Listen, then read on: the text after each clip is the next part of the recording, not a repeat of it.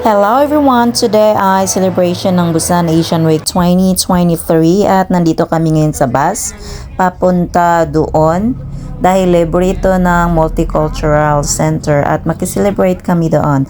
Ang daming activities nila. Una naming ginawang activities ay ito, Indonesian traditional instrument at dito yung view mula doon sa may activities ng Indonesian instrument. Ayan, ito siya.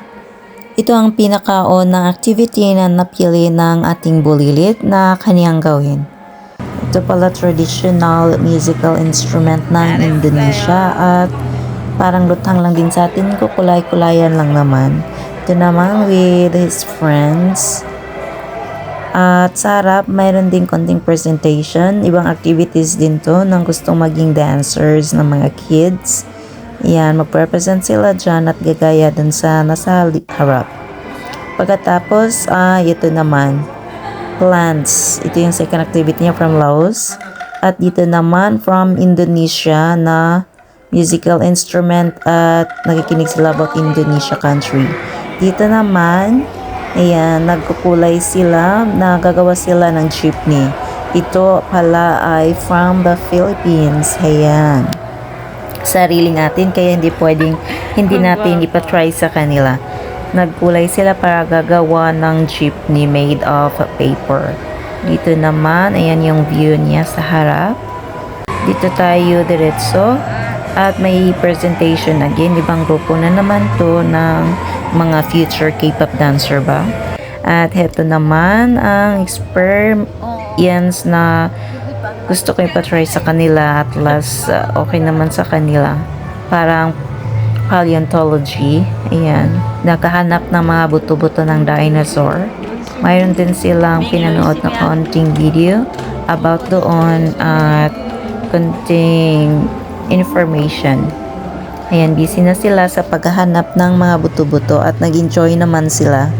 Maganda ito, nag-enjoy sila sa activities at may uniform kaya gusto kong ipatry sa kanilang ganito. Marami pa sana yung mga sa police at saka sa fireman at marami pang iba pero yung interval kasi ng time is 30 minutes every activities kaya hindi namin mahabol yung iba.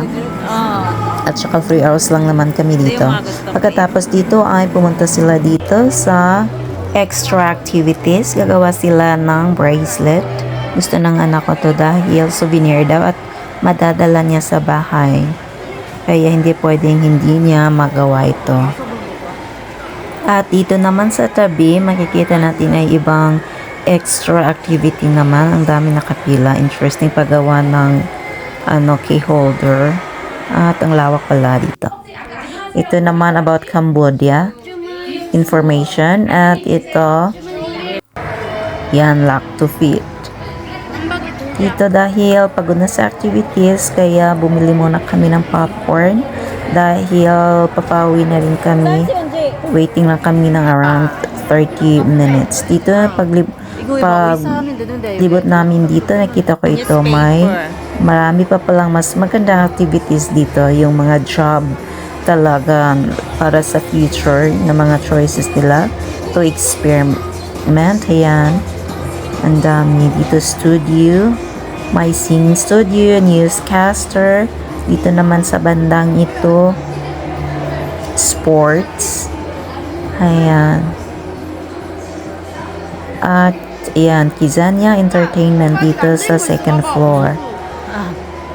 Pagkatapos ay narating namin itong dulo at meron din pala ditong ito entertainment din. Yan, sayaw ng ibang country din. Nakalimutan ko lang anong country to. Yan, nag-practice sila ng sayaw at ayan, ginawa na nila in actual.